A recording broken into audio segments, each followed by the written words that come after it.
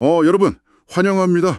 오늘 우리가 파헤쳐볼 심층 탐구의 테이블 위에는 아주 그 흥미로운 연구 논문들이랑 실험 데이터들이 가득 쌓여 있습니다. 네, 맞아요.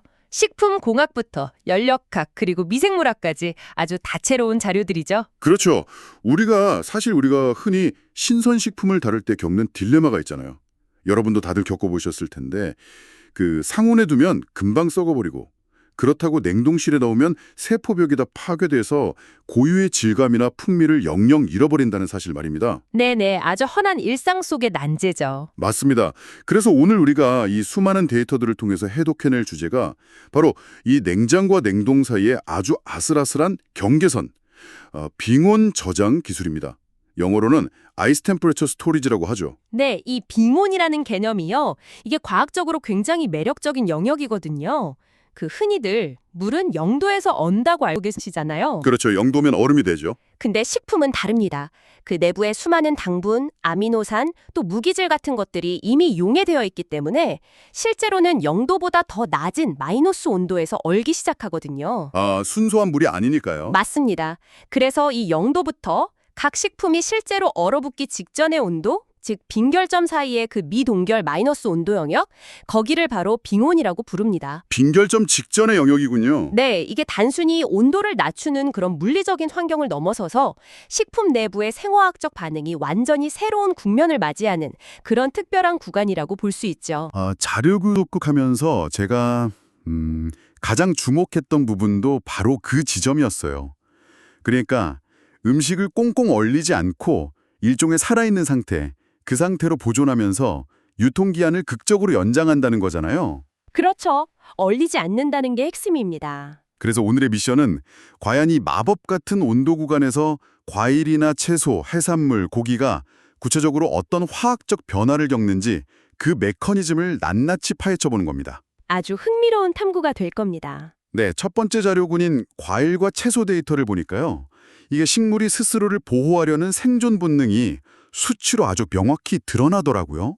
네, 저도 그 부분 보면서 참 자연의 신비라고 느꼈는데요. 특히 그 일본 배를 대상으로 한 실험 결과가 정말 재밌었는데 과일이 가진 당도랑 어느 온도 사이에 아주 뚜렷한 상관관계가 있었습니다. 네, 그 연구가 빙온 저장의 핵심 원리를 아주 기가 막히게 잘 보여주죠. 식물 내부에 용해된 물질의 농도가 높을수록 어는 점이 내려간다. 이른바 어는 점 내림 현상입니다. 네네. 배의 당도를 나타내는 굴절계 시도와 빙결점 사이의 상관계수를 분석한 데이터를 보면요. 수치가 굉장히 유의미하게 딱 맞물려 들어갑니다. 마이너스 0.8327이라는 높은 상관관계가 나왔거든요. 그 말은 단맛이 강할수록 더 낮은 온도에서도 얼지 않고 버텨낸다는 뜻이잖아요. 정확합니다. 당분이 일종의 천연 부동액 역할을 하는 셈이죠. 그래서 제가 실험 데이터를 좀 구체적으로 살펴봤는데요. 당도가 10도 전후인 21세기나 신세계 같은 품종은 빙결점이 0도 부근으로 꽤 높더라고요. 네, 상대적으로 당도가 낮으니까 빨리 어는 거죠. 근데 반면에 당도가 11도 정도로 높아서 흔히 일본에서 삼수라고 불리는 호수이, 코수이, 신수이 품종들은 빙결점이 영하 1.5도까지 뚝 떨어집니다. 이게 시사하는 바가 참 크거든요. 엄청난 차이죠. 우리가 보통 완숙돼서 당도가 최고조에 달한 과일은 금방 물러버리잖아요. 맞아요. 그래서 보관이 어렵다고 다들 생각하죠. 네, 그런데 빙온 환경에서는 오히려 그 높은 당도 덕분에 얼지 않고 훌륭하게 장기 보존이 가능하다는 결론이 나옵니다. 역발상이네요. 실제로 자료 보니까 신수이 품종은 빙온 상태에서 무려 9개월 동안이나 어떤 생리적 장애 없이 신선도를 유지했더라고요. 정말 완숙 과일의 유통 패러다임을 완전히 바꿀 수 있는 놀라운 결과입니다. 감의 사례를 보면 과육의 질감 유지 측면에서 그 효과가 더 극명하게 나타나거든요. 그 감 실험 데이터요? 네, 하나고쇼라는 단감 품종이 있는데 일반적인 냉장 온도에서는 한 14일 정도면 조직이 붕괴돼서 무르기 시작합니다. 60일 차가 되면 아예 형태를 유지하기조차 어렵고요. 완전 홍시처럼 무너져 내리는 거네요. 그런데 이걸 빙온 영역에 두었을 때는 90일이 경과해도 수확 직후에 그 단단한 경도를 고스란히 유지했습니다. 와, 90일이요. 석 달을 그 단간한 상태로 버틴 거네요. 네, 세포벽을 분해하는 효소의 활성은 딱 억제하면서도 동결로 인한 물리적 파괴는 피했기 때문이죠. 떫은 맛을 인위적으로 제거한 사이조감 역시 일반 냉장에서는 한 달을 버티기 힘들지만 빙온에서는 3개월 동안 건전과일 비율을 73%나 유지했습니다. 과육의 생명력을 그대로 이어간 거죠. 거의 뭐 세포의 시간을 정지시켜 놓은 거나 다름없네요. 근데 또 모든 농산물이 단순히 온도만 낮춘다고 다 해결되는 건 아니었습니다. 제가 논문들을 보면서 약간 헛웃음이 났던 게 그린 아스파라거스랑 마늘의 보관 실험이었어요. 아, 그 아주 까다로운 녀석들이죠. 네, 이 둘은 환경 변화에 엄청나게 예민하게 반응하잖아요. 홋카이도 후라노산 그린 아스파라거스는 수확 직후부터 막 수분을 증발시키고 에틸렌 가스를 뿜어내면서 빠르게 질겨지는데 이걸 막으려면 온도뿐만 아니라 포장 환경이 완벽하게 통제되어야 했거든요. 맞습니다. 포장 방식이 정말 중요했죠. 네, 실험군을 비교해보니까 폴리에틸렌으로 밀봉 포장한 상태로 영하 0.5도의 빙온에 두었을 때 25일에서 30일 동안 최상의 퀄리티를 유지했습니다. 그게 온도와 습도 그리고 기체 환경이 만들어내는 아주 복합적인 상호작용의 결과거든요. 폴리에틸렌 밀봉이 수분 손실을 막아주는 동시에 내부의 호기선 호흡을 적절히 제한해줍니다. 일종의 MA 포장, 그러니까 기체 치환 포장 효과를 낸 것이죠. 아, 스스로 숨 쉬면서 포장지 내부 환경을 최적화한 거군요. 그렇죠. 거기에 빙온이 딱 결합되니까 에틸렌 생성 자체가 극도로 억제된 겁니다. 그리고 방금 말씀하신 아오모리안산 마늘의 발화 억제 실험. 이건 여기서 한 발 더 나아간 엄청난 통찰을 제공합니다. 마늘 싹 틔우기 방어전이요? 네, 보통 마늘 싹을 안 틔우려고 논란이 많은 화학적 발화 방지제를 쓰거나 방사선을 쪼이기도 하잖아요. 그런데 이 실험은 오직 물리적 온도 조절만으로 그 한계를 돌파했습니다. 그 데이터 진짜 압도적이었습니다. 3개월 후 결과를 보니까 일반 냉장에서는 싹이 22mm나 자라고 막 파랗게 녹화 현상까지 일어났는데 빙온 보관군에서는 단 6mm 성장에 그쳤거든요. 성장을 거의 멈춰 세운 셈이죠. 게다가 여러분, 여기서 우리가 주목해야 할 정말 흥미로운 화학적 변화가 따로 있습니다. 빙온에서 보관한 마늘 내부에 유리전당, 그러니까 순수한 단맛을 내는 성분 함량이 초기 7.0g에서 8.1g으로 오히려 증가했다는 사실이에요. 네, 추위라는 스트레스가 가해지니까 마늘 스스로 체액의 농도를 높여서 얼지 않으려고 분자 구조를 재배열한 거죠. 정말 놀랍죠. 식물이 극한 환경에 대응하는 화학적 방어 기제를 우리가 식품 저장에 역이용한 완벽한 사례입니다. 온도를 낮춰서 신진대사를 억제하는 동시에 식물의 생존 능력을 자극해서 맛의 질을 오히려 끌어올린 거잖아요. 맞습니다. 자, 이렇게 식물의 방어 기제도 참 정교하지만요. 동물성 단백질, 그러니까 해산물이나 고기로 넘어가면 이 빙원 영역이 만들어내는 결과가 훨씬 더 극적이고 복잡해집니다. 자, 그럼 포장을 좀 더 풀어볼까요? 살아있는 해산물과 냉동 참치 데이터를 보면 정말 경이로운 수준이거든요. 저는 수컷 대게를 살아있는 상태 그대로 영하 1도의 빙온에 보관한 실험을 보고 정말 제 눈을 의심했습니다. 저도 처음 그 데이터를 봤을 때 꽤나 충격이었습니다. 무려 70일간 생존했을 뿐만 아니라요. 이후의 맛이나 육질, 색상, 살집을 다 평가했는데 일반적인 냉장이나 냉동 상태를 거친 대게보다 압도적으로 우수했거든요. 네, 데이터를 더 깊이 파고들어 보면 대게는 200일 이상, 홋카이도 털개는 100일 이상 생존했다는 기록도 남아 있습니다. 200일이요? 냉장고 안에서 반년을 넘게 살아있었다는 거네요. 수생생물의 대사율을 동면에 가까운 상태로 뚝 떨어뜨린 겁니다. 호흡량과 에너지 소모를 최소화하면서도 세포의 괴사는 막아내는 그 아주 좁은 온도의 스펙트럼을 찾아낸 결과죠. 진짜 타임머신이 따로 없네요. 이런 활어 상태의 보존뿐만 아니라요. 냉동된 수산물을 해동해서 유통하는 과정에서도 이 빙온의 역할은 정말 결정적입니다. 맞습니다.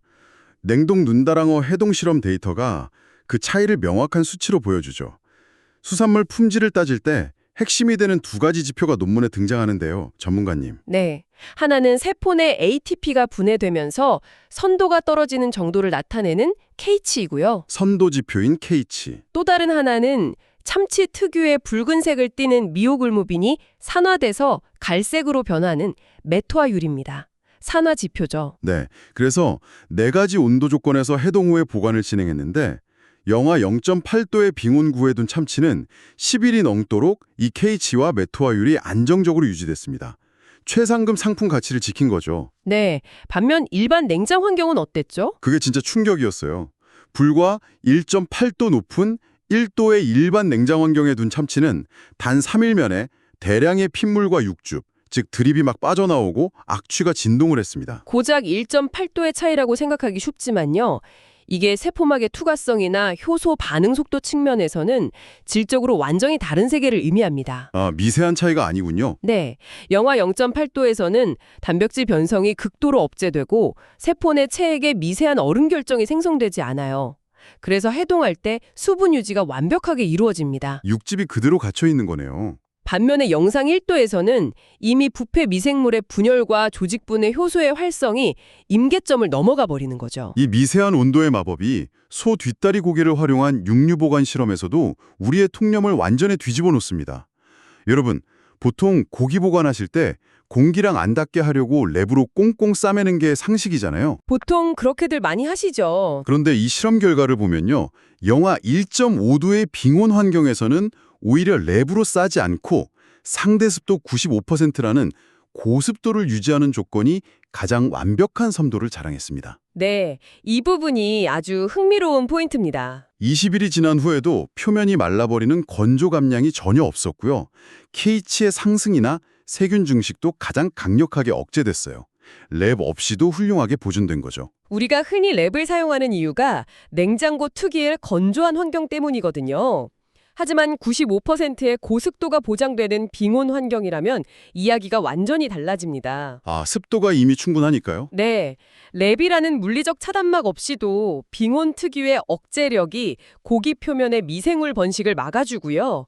또 높은 습도가 고유의 수분 증발을 상쇄하는 원리입니다. 랩을 씌우면 오히려 역효과가 나나요? 오히려 랩을 씌울 경우에 그 내부에 미세한 결로가 생기거든요. 그럼 국지적으로 세균이 번식할 수 있는 환경을 제공할 위험이 생깁니다. 빙온과 고습도의 조합은 이를 원천 차단한 아주 세밀한 보관 기법인 거죠. 와, 냉장고 안의 환경을 어떻게 설계하느냐에 따라 식재료의 운명이 180도 달라진다는 걸 여실히 보여주네요. 자, 지금까지는 신선식품 자체의 온도를 다뤘다면 이제 가공식품과 미생물의 치열한 전투 현장으로 넘어가 보겠습니다. 네, 이 영역의 논문들은 접근 방식 자체가 아주 다릅니다. 맞아요. 환경의 온도를 낮추는 걸 넘어서서 아예 식품 자체가 어는 온도, 즉 빈결점을 인위적으로 더 끌어내리는 기술들이 등장하더라고요. 식염이나 천연 조미료 성분을 삼투압을 이용해서 침투시키는 이른바 윈터 시럽, 윈터 솔트 효과입니다. 네, 식품 내분의 음제 용질을 들어셔서 빈결점을 떨어뜨리는 이 방식은요. 현대 식품공학이 의존하는 합성 보존료를 대체할 수 있는 아주 강력한 무기입니다. 화학 첨가물을 안 써도 되는 거군요. 그렇죠. 보존을 위해서 화학물질을 투여하는 게 아니라 단순히 조미 과정 자체를 빙점 강화의 수단으로 활용하는 겁니다. 이렇게 되면 식품을 꽁꽁 얼리지 않고도 기존보다 훨씬 더 낮은 마이너스 온도에서 질감을 유지하면서 보관할 수 있는 물리적 여유가 생기는 거죠. 화학적 첨가물 없이 보존 기간을 늘린다는 것도 훌륭하지만요. 제가 이 파트에서 가장 짜릿했던 건 바로 맛의 진화에 대한 데이터였습니다. 부패와 숙성의 방향을 완전히 쪼개버리는 빙온의 완벽한 밸런스 말입니다. 빙온 영역이 만들어내는 가장 아름다운 마법이죠. 멸치나 닭고기를 영하 3도에 보관한 실험을 보면요. 고기를 썩게 만들고 악취를 유발하는 휘발성 염기질소, 그러니까 암모니테 질소의 생성은 꽁꽁 얼린 동결 상태랑 거의 비슷할 정도로 철저하게 억제됩니다. 부패는 막았다는 뜻이죠. 네, 그런데 동시에 단백질이 분해되면서 감칠맛을 폭발시키는 아미노산 질소, 그러니까 아미노테 질소의 함량은 시간이 지날수록 지속적으로 상승 곡선을 그리더라고요. 그게 바로 온도에 따른 효소의 선택적 활성화 현상입니다. 부패 미생물의 대사작용은 영하 3도에서 거의 정지하거든요. 미생물들은 꼼짝도 못하는군요. 네, 하지만 고기 자체에 내재되어 있는 자가 분해 효소들은 여전히 미세하게 활동을 합니다. 그래서 단백질을 우리가 감칠맛으로 느끼는 아미노산 단위로 쪼개는 작업을 계속 진행하는 겁니다. 썩지는 않으면서 맛은 깊어지는 거네요. 요리과학의 궁극적인 지향점 아닙니까? 맞습니다. 그런데 이 미생물과의 전투에서 빙온이 보여주는 또 다른 놀라운 반전이 있습니다. 위생 분야 실험 데이터에 숨어 있죠. 아, 그 가자미 실험 말씀이시죠? 네, 하루 말린 가자미를 일반 냉장에 두었을 때는 2주 만에 세균수가 폭발적으로 치솟았습니다. 반면 빙온에서는 4주가 지나도 초기 수준을 유지했죠. 여기까지는 어느 정도 예상 가능한 결과입니다. 그렇죠. 온도가 낮으니까 세균이 안 자랐겠지 생각할 수 있죠. 하지만 병원성 세균, 특히 대장균군이나 포도구균, 식중독균 등을 대상으로 한 닭고기 실험 데이터는 완전히 다릅니다. 네, 저도 그 부분 보고 제 눈을 의심했습니다. 영하 20도의 완벽한 동결 상태보다 영하 3도의 빙온 상태에 두었을 때 초기 세균 감소 속도가 오히려 더 빠르더라고요. 흔히 유해균 죽이려면 무조건 온도를 극단적으로 낮춰서 꽁꽁 얼여야 한다고 생각하지 않나요? 매우 반직관적이죠. 하지만 미생물학적으로는 명확하게 설명이 되는 현상입니다. 영하 20도로 급속하게 얼려버리면요, 세균들 역시 일종의 동면 상태에 들어갑니다. 포자를 형성하거나 대사를 완전히 정지시키면서 그 극한의 환경을 견뎌내고 오히려 보존될 확률이 생기거든요. 아, 세균들도 겨울잠을 자는 거네요. 그렇죠. 하지만 영하 3도의 빙원 영역은 다릅니다. 세포 내부의 물이 얼음 결정으로 변할 듯 말 듯한 아주 불안정하고 스트레스가 심한 환경이거든요. 고문 같은 환경이군요. 맞습니다. 세균 입장에서는 동면에 들어가지도 못한 채 지속적으로 혹독한 물리적 냉해를 입게 됩니다. 그러다 보니 세포막이 붕괴하고 사멸에 이르는 속도가 초기에 훨씬 빠를 수밖에 없는 구조인 거죠. 와, 극한의 추위보다 얼어붙기 직전의 아슬아슬한 환경이 세균들에게는 생존하기 더 치명적이라는 거네요. 정말 위생의 패러다임이 전환되는 순간입니다. 네, 다만 자료들을 종합적으로 검토해 보면요, 빙온 저장이 모든 상황을 완벽하게 통제하는 만병통치약은 아니었습니다. 유통 과정이라는 현실의 벽에 부딪히는 순간을 보여주는 실험도 있었죠. 가정용 냉장고로 갈 때의 문제 말씀이시군요. 네, 빙온고에서 영하 3도로 아주 잘 보관되던 야채 절임을 마트를 거쳐 일반 소비자의 가정용 냉장고, 그러니까 5도 환경으로 옮겼을 때의 미생물 반응 데이터입니다. 여기서 아주 재미있는 분기점이 생기거든요. 어떤 변화가 생겼죠? 상온을 선호하는 중원균들은 이 온도 변화에도 오히려 감소하는 추세를 보였습니다. 빙온에서 이미 큰 타격을 입었기 때문이죠. 네네. 하지만 추운 환경에 적응해 있던 저온 세균과 효모들은 다릅니다. 5도라는 환경을 만나자마자 마치 봄을 맞은 듯 다시 폭발적으로 증식하기 시작했거든요. 결국 빙온 기술의 산업적 한계와 가능성을 동시에 보여주는 대목이네요. 빙온이 유해한 미생물을 억제하는 데는 탁월하지만 저온성 효모의 성장을 영구적으로 막을 수는 없다는 거니까요. 맞습니다. 그래서 콜드체인이 완벽하게 유지되지 않는다면 그 효과는 반감됩니다.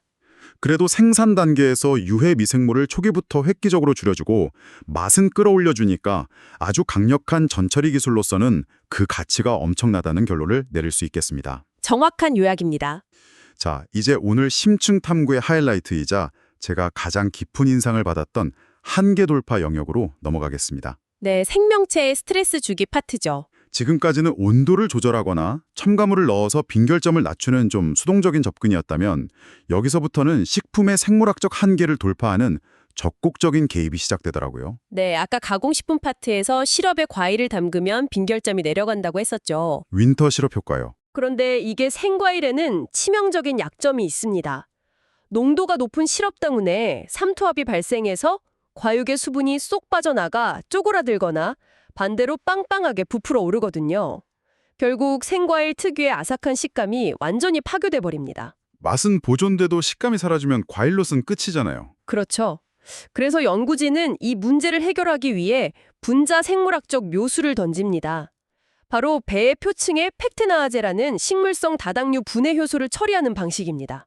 다당류를 분해한다고요? 네, 이 팩티나아제 효소를 처리하면요, 과일 표면에 다당류가 분해되면서 단당류가 급증하게 됩니다. 인공적으로 시럽을 주입하지 않고도 과일 스스로 껍질 부근의 당농도가 높아져서 자연스럽게 자체 빈결점이 뚝 떨어지는 겁니다. 와, 밖에서 뭘 집어넣는 게 아니라 과일 스스로 화학 반응을 일으키게 만드는 거군요. 맞습니다. 게다가 이 처리 과정이 세포벽 구조의 핵심인 팩틴을 안정화시켜서 삼투압으로 인한 세포 붕괴까지 막아줍니다. 그 결과 배 특유의 그 단단하고 아삭한 생과일 질감을 무려 8주 이상 고스란히 유지하면서 영하의 온도에서 보존하는 데 성공했습니다. 식감과 보존성, 두 마리 토끼를 다 잡은 거네요. 여러분, 근데 이 대목에서 시야를 조금 더 넓혀보면 이 부분이 정말 놀랍습니다. 훨씬 더 거대한 통찰을 마주하게 되거든요. 빙원 기술 연구가 궁극적으로 도달한 철학적 지점이죠. 우리는 보통 마트 진열대에 누워있는 채소나 고기를 생명활동이 이미 다 끝난 단순한 물건으로 바라보잖아요. 저도 마트 갈 땐 그렇게 생각하곤 합니다. 하지만 이 최신 연구들은 식재료를 여전히 주변 환경에 민감하게 반응하고 저항하는 살아있는 생명체로 대우하고 있었습니다. 인위적인 방부제를 쓰는 대신에요. 빙온 영역에서 건조, 광선 조사, 심지어 실제 눈과 접촉시키는 물리적인 스트레스를 가하는 연구들이 바로 그 증거입니다. 네, 살아있는 생명체는 외부에서 물리적 위협, 즉 얼어 죽을 것 같은 온도나 수분 부족 같은 스트레스가 가해지면 본능적으로 방어 기제를 발동하거든요. 살기 위해 발버둥을 치는 거군요. 맞습니다. 식물 세포는 스스로 단백질을 분해해서 아미노산을 만들고 녹말을 분해해서 당분을 생성해 세포에게 농도를 확 높입니다. 아, 그래서 달아지고 감칠맛이 도는 거였네요. 네, 이게 바로 내한성, 즉 추위를 견디는 힘을 극대화하는 생존 본능입니다. 연구자들은 이 위기 상황을 빙온이라는 안전한 테두리 안에서 아주 정교하게 조율해서 통제된 스트레스를 가하는 겁니다. 와, 위기에 처한 생명체가 살아남기 위해 가장 달콤하고 감칠맛 나는 성분을 자기 몸 안에 채워 넣는다니 자연의 생존 본능을 지휘하는 교향곡처럼 느껴지지 않습니까? 자, 오늘 우리가 깊이 파헤쳐본 빙온 저장의 세계, 여러분은 과연 어떠셨나요? 정말 다채로운 이야기들이 나왔죠? 네, 당도 높은 완숙과일이 추위를 더 잘 견딘다는 놀라운 역설부터 1.8도의 미세한 차이로 참치의 운명을 가르는 연력학, 부패는 막고 감칠맛의 시계만 돌리는 원리, 그리고 물리적 스트레스를 통해 생존 본능을 극대화하는 첨단 연구들까지 쉼없이 달려왔습니다. 네, 아주 밀도 높은 탐구였습니다. 네, 오늘 대형마트에서 과일이나 고기를 고르실 때요, 단순히 차갑게 보관하는 물건이 아니라 그 식품이 가진 빙결점과 치열한 생명력을 한 번쯤 꼭 떠올려 보시길 바랍니다. 자, 전문가님, 오늘 이 방대한 자료들을 관통하면서 우리 청취자 여러분께 던지고 싶은 마지막 화두가 있다면 무엇일까요? 네, 오늘 우리는 식품의 세포 수준에서 일어나는 미세한 변화들을 주로 이야기했는데요. 이 빙온 기술의 잠재력을 지구 전체의 관점으로 한번 확장해 보고 싶습니다. 오, 지구 전체요? 네, 현재 전 세계 식량을 유통하는 냉동 물류 시스템은 대부분 영하 20도 이하의 극저온을 유지하는 데 맞춰져 있습니다.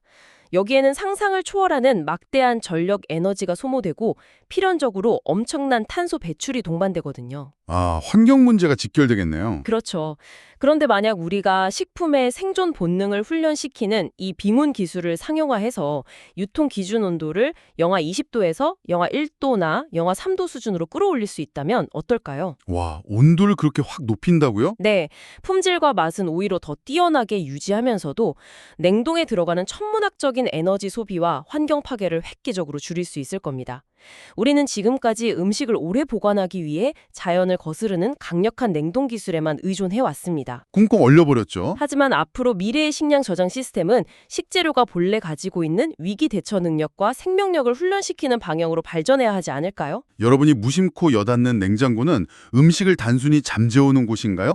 아니면 맛있게 살아남도록 돕는 훈련소인가요? 와, 영하 20도의 강제 동결에서 영하 1도의 생물학적 훈련소로의 전환이라 다가오는 기후 위기에 대비한 에너지 혁명까지 연결되는 정말 도발적인 질문이네요. 네, 생각의 차원이 조금 달라지죠. 여러분의 식탁 위에 오를 재료들이 이런 거대한 생명력과 가능성을 품고 있다고 생각하시면 오늘 드실 평범한 한 끼 식사가 전혀 새롭게 다가오실 겁니다. 오늘 우리가 준비한 심층 탐구는 여기까지입니다. 네, 함께 해주셔서 감사합니다. 이 놀라운 과학적 통찰들을 여러분의 일상 속에 잘 녹여내시길 바라면서요. 우리는 다음번에도 여러분의 지적 호기심을 완벽하게 채워줄 새롭고 깊이 있는 탐구로 다시 찾아오겠습니다. 여러분 안녕히 계세요.